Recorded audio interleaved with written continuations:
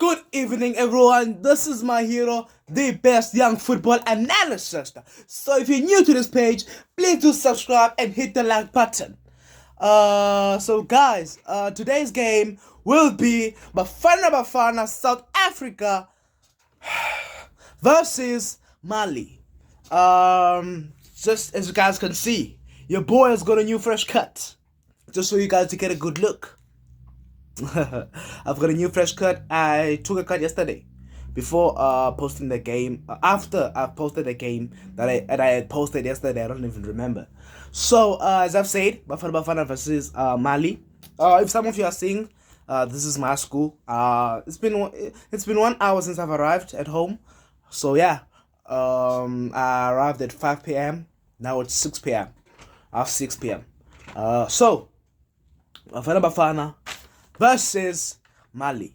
Well, this game was surely going to be a physical game, considering the fact that Mali has got big, strong players who are very good aerially, who are very fast, and who are very the appearance. You know, I always say sometimes the appearance of a player. I'm not that no. You know, when especially a goalkeeper, the appearance of a goalkeeper can scare off a player. You know, the goalkeeper has to be that guy who's tall, if not tall, that guy with muscles, you know. And Mali has got those types of players and those type of defenders who can easily intimidate any team that doesn't have those type of players. Now, consider the fact that Bafana don't have those type of players. Us in South Africa, we are short, we are tiny. But Bafana's got short players who are strong but very short. So, Hugo Bruce lineup was supposed to be players who are gonna be able to handle the physicality of this game. But instead, Makgopa Tau, good choice. Maseko, I don't know why you put Maseko in a game like this. You should have started Mihleli Mayambela. Because now, Maseko's a tiny person. I'm not taking anything away from him. He's good and he's very fast. So maybe Hugo Bruce believed that he was gonna trouble the defense of Mali. But in my case, I believe the only way Bafana was gonna win this game is to be tactically clever. And it's too bad that the Mali coach was very tactically clever than us. Because look at the midfield of Bafana.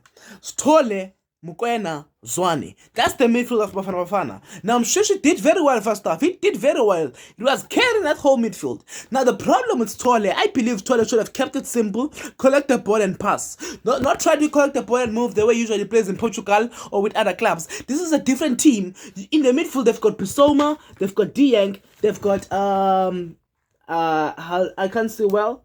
Haldara, I think so. I think it's Haldara. So, Bissouma is a very physical player, considering the fact that he's got experience playing in Premier League, so he's very good. That's why, yes, they didn't dominate ball position in Mali. The ball position was dominated by South Africa. But within that ball position, we missed so many chances with 12 shots and 6 were on target. We missed so much chances. We were supposed to score. We even got a penalty. Tau missed the top of the net. He put it on top of the post. So, bad decision from the players of Bafana. Some people say blame the coach, blame the players. Who do I blame? Your analysis. Who does he blame? I preferably blame the coach. Did set his squad. Okay, it was not a bad lineup. But I've said this even before this Bafana game, that Bafana might not even make it outside the group stages. You know, not because of the of Hugo Bruce's tactical plan, but because of the team. Because of the team he had chosen. I believe the team doesn't have that quality to go through the AFCON. I believe. So I'm not happy to say this. I'm not happy. But I just hope it's just a matter of hope now at this point. Namibia won, Mali won. It's just a matter of hope that can we pull our socks and do something. Now, Makgopa, I believe Makgopa was better to put him there than Lepasa because Makgopa is tall and strong. So you would expect Makgopa to sit there centrally and trouble those two center backs, and at most time try to get in those between those two center backs and maybe try to make those runs. But again, Makgopa is a young player who's still growing, so maybe he hasn't perfected the way he's supposed to make his runs. But the way he's supposed to, and he did that. Truthfully, he troubled the centre back. Even both centre backs got yellow cards. Each and every both centre backs got yellow cards. So that was the plan. That was the game plan. Makgopa to sit there The center backs are tall. Makhopa is tall. Hipa is tall. He'll be able to hold. He'll be able to hold the ball. For the players who are oncoming. But now my problem was Maseko and Modiba. Modiba did very well, exceptionally well. But defensively, I believe he was not that good. But offensively, as usual, he's always good. But defensively, I feel like you should have gone for Mashego in the left back position. Gone for Mashego. Because Mashego is good offensively. It's good defensively. Because if you look at I think it was the second goal. It came from the left hand side, but you cannot blame Modiba. You cannot blame Modiba. The person is to blame is Kulu. And I've said to you guys that Kulu doesn't deserve to be the AFCON. He's not one of the best center backs that the country has. He's not even part of the top 10 of the best center backs that South Africa has to produce. Now why are you taking him to the AFCON? I believe next game, Mvala and Grant Kekale, let's be honest, Coach Hugo Bruce is choosing out of favoritism. The defense, to his squad, the squad that he has, the backline that's supposed to play is Mudau, Grant Kekana, Mvala. Then they're gonna change. Mashego and Modiba is gonna be Modiba today, Mashego the other day. So the approach of Mali, it was simple.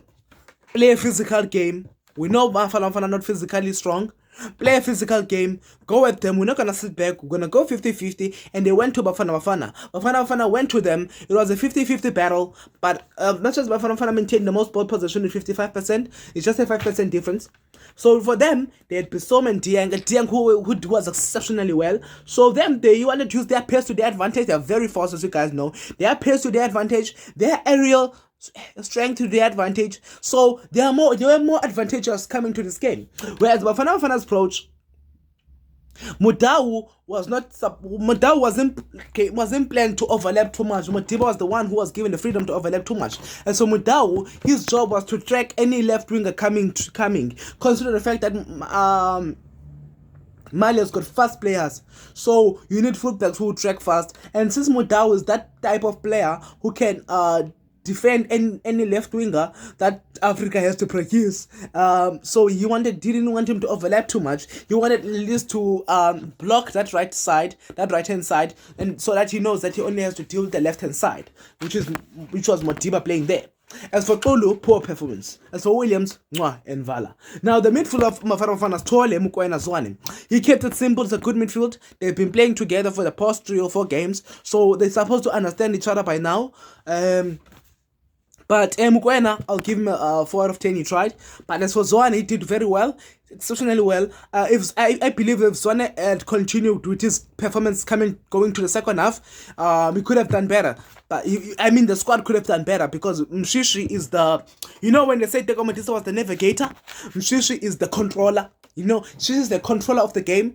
So with Mshishi, now playing a little bit poor second half, or switching off, it kind of dropped the level of the squad, because Mshishi is the controller. If Mshishi performs, the whole team performs. If Mshishi doesn't perform, the whole team doesn't perform. There might be few individuals, but now the front three, Tao, Makhopa, Maseko, I've talked about it. Obviously, Maseko was expected to just make those fast runs, try to cross in the ball. I understand why you put Maseko, because Maseko is very fast. But I believe should have tried to put in Oshun Napolis, someone who's fast and also physically strong and very skillful, more than Maseko. Now Tau, out of his selfishness, he costed the team. But we cannot blame Tau, because he was not the only individual playing. There were 11 individuals playing, including the coach and everyone on the bench. So Tau, I don't know why he took the penalty from Mukwena, if he's gonna miss it. As a Bafana, as a South African, I'm mad, but also as a football fan, I understand that he wanted the goal. As a football fan, I understand we cannot blame him that he missed the penalty. So, the first goal of the game, poor defending from Bafana. And I believe the defense of Bafana needs to be fixed. Next game, let's go for Mudau, Gramkekana, Mvala, and Mashego. I know that's again a backline of Sundowns, full backline of Sundowns. We have no choice. They chose Sundowns players. Then you must apply Sundowns players. So facing Namibia, they know Shalile very well. I know Mudau can easily shut down Hoto. We know Hoto is 34 years old, or he's turning 34 years old. So Mudau, who's turning 29 or 30, shut down Hoto before. Even Tapelo Morena shut down Hoto before. So whoever playing that right back position, I believe can shut down Hoto and keep Hoto quiet. The only problem is that is gonna be Hanamu when he overlaps too much. But I believe we're supposed to push Namibia to a point that they defend. But we're not in that game. So the first goal of the game, a free kick was taken. It hits the it hits the upright. It comes back. Now when there's a rebound, there's supposed to be a player who's gonna take it out. Now it's very poor defending that there's no player to take it out the moment it's a rebound. There's no Bafana player. There's two Mali players who are right in front of the post, who are right in front of the pole. That's poor defending and poor structure from Bafana. Poor structural defense from Bafana. And the lead of Bafana in the back line, besides Williams, is Kulu. So that's why I say Kulu needs to be removed. Not play at all now. He got his chance. He proved that he's gonna be a flop in the AFCON. And if we continue with Kulu against Namibia, we're gonna lose. We're gonna lose. I've said it before that Bafana doesn't have the squad to win the AFCON. Bafana won't progress. Guys, if we take a look at the third goal, it was poor defending from Sianda Kulu because as you guys see, the third goal, it was a run being made by Sinayoko. Sinayoko was making a run. Now I'm the center back. I have a chance to reach the ball first than Sinayoko. Now I have got two options: whether I try to shield the ball or try to pay it out. Now Mutulu had two options, but now when you shield the ball, you don't shield the ball while the player is still coming because the player is still on motion. Now, for someone like Olu, poor defending, first of all, is not even strong because when you shield the ball, you need to be a strong center back, people like Mvala, and you need to be a clever center back. You need to maneuver his movements. Now, for someone like Olu, who's a poor defender, a poor center back, not very good defensively, neither for me, I feel like I don't even know what type of center back he is because he's a very bad center back. So now he tried to shield the ball. As he tried to shield the ball, as the player comes, then tries to shove off the player, but the player was too fast and I think was able to dodge his way of trying to shield him, and he was able to get through the ball and shoot and score. So that was poor defending from Senegal. As I've said, I like him as a human being, but I don't like him being in the squad of the AFCON of South Africa of the AFCON because he doesn't deserve to be there. And it's not as if he was performing a super sport. He was getting best super sport for reasons like this because he was already doing bad at in the Premier Soccer League. So what was he gonna do in the AFCON? Let's be honest, guys. So as you guys can see, Olu, I feel like he should have just taken the ball out for a corner or a throw in, or at least because that player is too fast in Ayoko. So I don't think there's time to just try and turn, unless you're someone like Virgil van Dijk, someone like Olisanda, someone like maybe like Grant Kekana, those types of ball playing center back. They're very good in situations like that. Unlike center backs that are like Olu, I will give someone else besides Olu, the likes of Sibisi, the likes of Tiklokwe. They're not good in situations like that. And most times they just pay out the ball. So I feel like Olu should have done that. You should have just pay out the ball and keep things calm. Then the players will be able to recover, the Bafana players, then start things off. But poor decision making from Siana Olu. And I won't say he will grow from this. That guy is 31 years old. He's been playing football for the past plus minus 10 years. So pro football. For him to not know what to do in that type of situation, it kind of shows that the poor, or kind of a poor player he is. Because me, I see nothing special about him. I don't know what Hugo Pro is saying him, but I see nothing special about him. But hopefully Hugo Pro will tend to realize that either you place Biso Krankekana in that position of Tulu, not Sianda Tulu. So overall, it was a great game for Mali. A good game for South Africa. They were able to create chances. There's a little bit of hope because they were able to create those chances. Now we just need someone to bury those chances. But we also need to know that, you know what, at some point when Dawo needs to start being a playmaker. What do I mean? Obviously you guys know what's a playmaker. Dawo needs to start considering the team instead of considering himself. You know, we don't blame Dawo for the loss. We just kinda 1% of the lose. We blame him for being selfish. Besides the penalty from being selfish, because there was a point where he could have crossed the ball and he decided to shoot. So in the game, So that kind of sets Bafana back. Consider the fact that we'll have players who are thinking of themselves, players who want to be top goal scorers of the AFCON, players who believe that if I perform in the AFCON, I will go to the Premier League, La Liga, all that, I'll be scouted easily. No, when you play for the squad, you're playing for the squad, you're representing the badge, the Bafana badge, the South African badge. That's what you're representing, not representing yourself or your club or wanting you to be scouted. If the time comes and say you'll be scouted, for example, there are so many players who have risen their head in the AFCON and have performed very, very good. I don't. Look at Shalile. If Shalile can start scoring goals, considering the fact that Namibia has good combination play, Shalile can get scouted. Have you seen Shalile being selfish? No. Have you seen Hoto being selfish? Yes, Hoto's age kind of sets him back for him to be scouted. But have you seen Hoto being selfish? No. He even made a pass, but he was supposed to shoot at some point. That's called unselfish. But you see what I'm trying to say?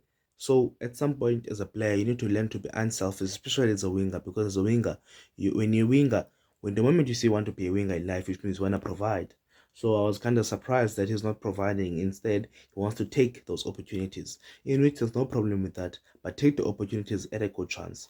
Like the penalty, he wanted to take that opportunity, which is good. Anyone can miss a penalty. But him scoring that penalty could have driven us to the team to work hard. So I feel like the squad is the reason the squad lost to Mali is because of few individuals that were not performing, and few individuals who were thinking for themselves, and few individuals who wanted to shine. So they were not playing for the badge; they were playing for themselves. So the likes of Williams were playing for the badge, the likes of Shushu were playing for the badge, but when four or three individuals start to play for themselves, it kind of ruins the team. So hopefully come to Namibia this upcoming week. I think it's next week. Yeah, it's next week. Namibia versus South Africa. Hopefully we can get a win, and I do believe we can get a win, and we go together through Tunisia. Then surely we'll be the best number three. But considering the fact that Namibia just defeated Tunisia, they'll that match will be very hard because Namibia are high in confidence. They are very confident going to this game, and they believe that they will have to defeat South Africa in order to. If Namibia defeat us, they qualify because there's no way Namibia will not defeat Mali. There's no way. Mali will defeat Namibia. Mali will defeat Namibia and might draw with Tunisia. Tunisia is very good. It's just that they were caught napping at the last minute. But as a Pirates fan, I'm happy for Hoto. But without being said, as you guys can see in my background, it's kind of dark. Unlike part one and part two, it's not dark. It's still still the sign is still out.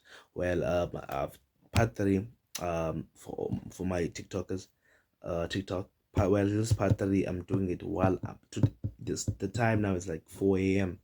I'm going to school, so I decided, let me just finish up this part three. So YouTubers is hopefully people who are watching me on YouTube will understand that what I'm trying to say. So obviously you can't just post a video all in once in TikTok. You have to split it. You have to split it, unlike in YouTube. But without that being said, I would like to thank you guys for watching this video. And if you're seeing it on TikTok, please do follow and hit the heart button. And if you're seeing it on YouTube, please do subscribe and hit the like button. Thank you.